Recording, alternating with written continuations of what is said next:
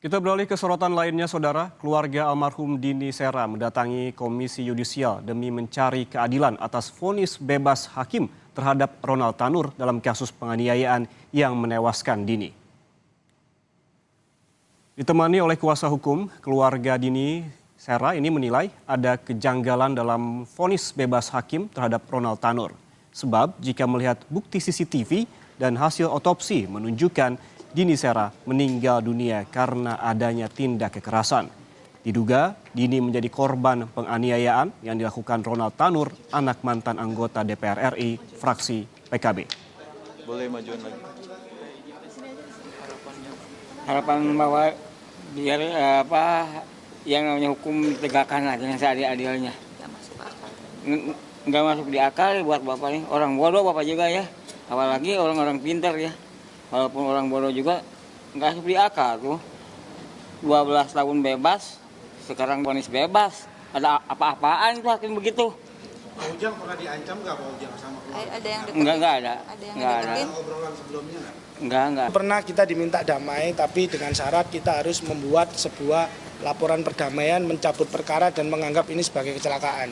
Sehingga pada saat itu saya sudah membuat sebuah video yang menyatakan bahwasanya kita menolak bentuk perdamaian seperti itu. Karena itu sangat tidak bermoral dan sangat tidak memanusiakan manusia. Karena apa? Dia sebagai keluarga seorang pejabat seharusnya memiliki hati nurani. Menyampaikan permohonan maaf itu secara tulus dengan tanpa syarat-syarat seperti itu. Kapan tepatnya itu? Itu pada saat pemeriksaan perkara ini masih di tingkat di penyidikan di Polrestabes Surabaya.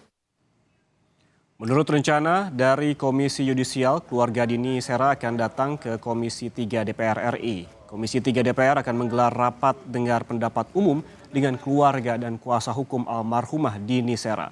Sebelumnya, DPR mengaku prihatin dengan vonis bebas yang dijatuhkan oleh hakim terhadap Ronald Tanur. Informasi terkini kita segera bergabung dengan jurnalis Kompas TV Gracia Adur di gedung DPR MPR RI Jakarta. Selamat siang Gracia, ini pukul berapa rapat dengar pendapat dengan pihak keluarga Dini akan dimulai siang ini, Gracia? Pukul 1 siang waktu Indonesia Barat di ruang Komisi 3 Gedung Nusantara 1 DPR RI Jakarta. Saudara, tadi disampaikan oleh Wakil Ketua Komisi 3 DPR RI Habibur Rahman bahwa pihak keluarga ini mengkonfirmasi hadir dalam agenda rapat dengar pendapat ini. Saudara, tadi disampaikan pula bahwa pihak Komisi 3 DPR RI ini tidak hanya mendatangkan pihak keluarga dari korban almarhum Dini Sera, tetapi juga mendatangkan ahli hukum pidana. Tujuannya untuk melihat seperti apa perspektif ataupun pandangan dari ahli hukum pidana terkait kasus penganiayaan yang dilakukan oleh terdakwa Ronald Tanur ini, saudara. Nah, yang menjadi pertanyaan besar di sini adalah apa alasannya, mengapa pihak Komisi 3 DPR RI ini melakukan agenda rapat dengar pendapat dari pihak keluarga almarhum Dini Sera, karena tadi disampaikan oleh Wakil Ketua Komisi 3 DPR RI Habibur Rahman ada kejanggalan dari kasus ini. Letak kejanggalannya ada di sebelah mana?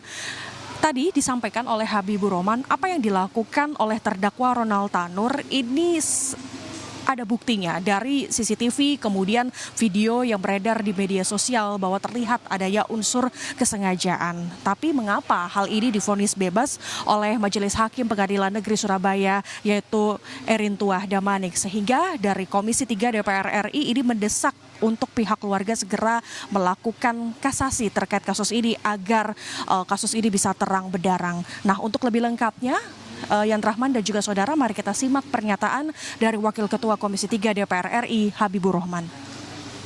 Melihat ini sangat-sangat janggal karena kami amat sangat prihatin dengan putusan seperti ini.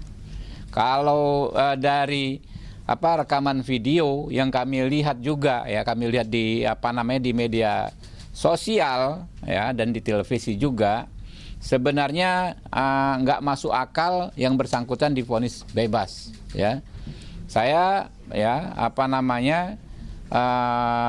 kebetulan saya adalah mantan advokat, saya paham sekali bahwa semestinya menurut saya hakim bisa menerapkan prinsip ya, setidaknya ini prinsip kesengajaan dengan sadar kemungkinan atau dolus eventualis. Jadi kalau kita misalnya tidak berniat membunuh orang, tetapi kita sadar apa yang kita lakukan kemungkinan besar bisa mengakibatkan orang meninggal dunia. Ya, itu masuk dalam gradasi kesengajaan dengan sadar kemungkinan.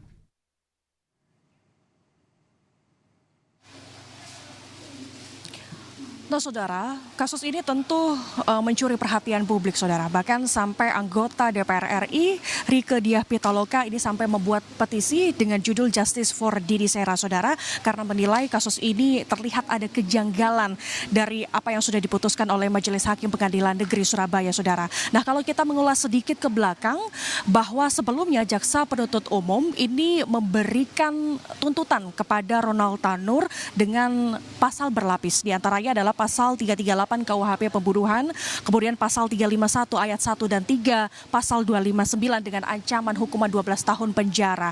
Tetapi ketiga Majelis Hakim Pengadilan Negeri Surabaya, salah satunya ketua Majelis Hakimnya adalah Erin Tuadamanik, ini memutuskan memvonis bebas Ronald Tanur ini, saudara, dengan dua pertimbangan. Pertimbangan yang pertama adalah hakim menyimpulkan bahwa keterangan dari sejumlah saksi ini tidak menunjukkan tidak ada yang melihat bahwa Dini Sera ini meninggal dunia. Itu yang pertama. Kemudian alasan kedua pertimbangannya bahwa Dini Sera ini meninggal bukan karena penganiayaan, tetapi adanya alkohol, kandungan alkohol di dalam tubuh korban sendiri, saudara. Nah, berkaitan soal kasus ini, maka Komisi 3 DPR RI berkomitmen akan membantu pihak keluarga agar kasus ini bisa diadili secara seadil-adilnya, saudara. Yan Rahman.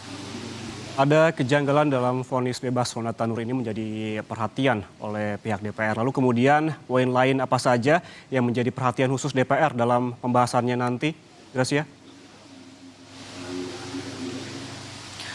Poin-poinnya tentu dari pihak keluarga adalah meminta bantuan kepada pihak Komisi 3 DPR RI untuk segera mengadili kasus ini terang benderang, saudara, agar terlihat jelas seperti apa kasus ini sebelumnya, saudara. Dan keluarga korban ini tentu sangat kecewa dengan keputusan dari Majelis Hakim Pengadilan Negeri Surabaya, saudara, sehingga ada sejumlah upaya hukum yang dilakukan oleh pihak keluarga.